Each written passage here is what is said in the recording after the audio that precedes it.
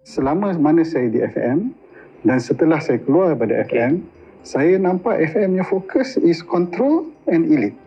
TMG mengambil alih lah, boleh cakap lah, posisi di mana dia boleh membuat keputusan, memberi kita harapan, memberi kita semangat untuk fans Harimau Malaya. Ini sesuatu yang poin yang sangat utama. FM banyak kontrol. Kalau ada orang yang berminat dengan bola sepak, you kena sanction baru boleh dapat ni.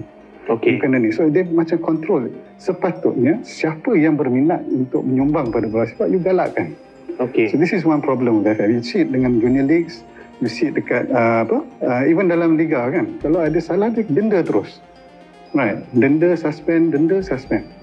Bukan fokusnya terhadap penyelesaian masalah, tapi lebih kepada kontrol. Saya rasakan benda pasal kacokan pemain warisan, kacokan naturalisasi. Memang semua orang memandang kepada Indonesia sekarang kerana permainan mereka dalam jangka masa yang pendek memang naik. Untuk saya kan, ini bukan pasal kacokan, ini bukan pasal warisan pemain warisan. Ini ialah pasal kualiti pemain. So saya menjelaskan dengan lebih dalam. Kalau kita ada peluang untuk mendapatkan player-player berkualiti, kalau kita ada dalam kita punya bola sepak tempatan, ada pemain yang berpengalaman main kat pentas yang lebih besar, ada pengalaman dan kebolehan tu, saya rasa ini sesuatu yang you kena ambil kesempatan, kena masukkan.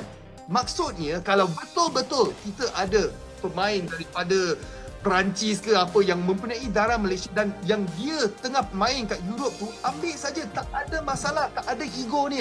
Kerana kan, kalau kita tengok zaman bola sepak moden sekarang, semua pun macam tu. Pasukan Perancis pun macam tu. Jadi saya duk tunggu, dan bagi saya, kalau tiada pertandingan, keadaan FAM yang saya kata close body tu akan berterusan.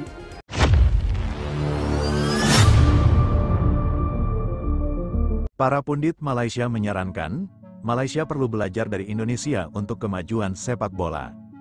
Dalam diskusi hangat yang disiarkan di beberapa media olahraga Malaysia, sejumlah pundit sepak bola terkemuka menyarankan agar Malaysia tidak ragu untuk belajar dari Indonesia jika ingin mendorong kemajuan sepak bola nasionalnya. Pernyataan ini muncul di tengah sorotan terhadap perkembangan pesat sepak bola Indonesia yang dinilai telah mencapai level baru, baik dari segi prestasi, pengelolaan liga, hingga pembinaan pemain muda.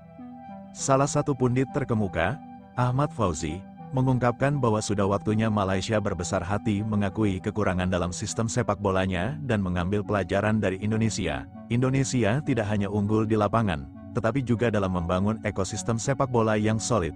Kita perlu melihat bagaimana mereka mengelola liga profesional, menggali bakat muda, dan menghadirkan atmosfer kompetisi yang begitu bergairah, ujar Ahmad. Kesuksesan Indonesia dalam sepak bola Indonesia dinilai berhasil melakukan berbagai terobosan penting dalam beberapa tahun terakhir. Liga 1 Indonesia kini dianggap sebagai salah satu liga terbaik di Asia Tenggara, baik dari segi profesionalisme maupun daya tariknya. Selain itu, Federasi Sepak Bola Indonesia, PSSI, juga semakin serius dalam mengembangkan bakat-bakat muda melalui kompetisi usia dini dan kerjasama dengan klub-klub elit Eropa. Tak hanya itu, prestasi timnas Indonesia juga semakin mencuri perhatian. Setelah tampil gemilang di turnamen-turnamen regional dan mulai diperhitungkan di tingkat Asia, Indonesia kini menjadi salah satu pusat perhatian sepak bola ASEAN. Banyak pemain muda Indonesia yang juga mulai merumput di luar negeri, membawa kebanggaan bagi negara sekaligus memperkuat pengalaman internasional mereka. Pembelajaran dari Indonesia di bidang lain selain sepak bola, pundit-pundit Malaysia juga menyoroti bagaimana Indonesia telah berhasil membuktikan diri di berbagai bidang lain, seperti budaya dan musik. Ahmad Fauzi menambahkan, Indonesia adalah salah satu negara dengan warisan budaya terkaya. Mereka mampu memadukan modernitas dan tradisi dengan sangat baik. Bahkan, musik Indonesia seringkali mendominasi pasar Malaysia.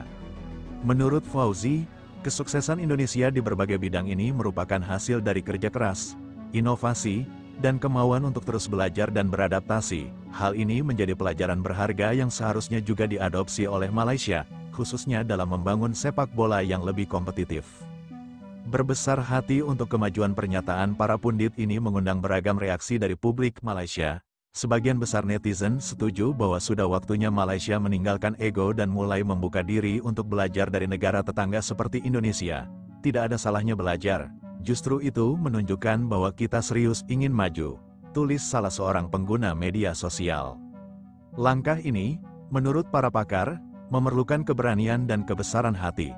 Belajar dari Indonesia bukanlah tanda kelemahan, melainkan bentuk komitmen untuk membawa sepak bola Malaysia ke level yang lebih tinggi. Kita semua ingin melihat sepak bola Malaysia kembali berjaya, dan jika itu berarti belajar dari negara lain, kenapa tidak? Tutup Ahmad Fauzi. Dengan atmosfer persaingan sehat dan semangat saling belajar antar negara, diharapkan ASEAN bisa menjadi kawasan yang semakin diperhitungkan di dunia sepak bola. Indonesia dan Malaysia, sebagai dua negara dengan sejarah sepak bola yang kuat, memiliki peluang besar untuk saling mendukung dalam perjalanan ini.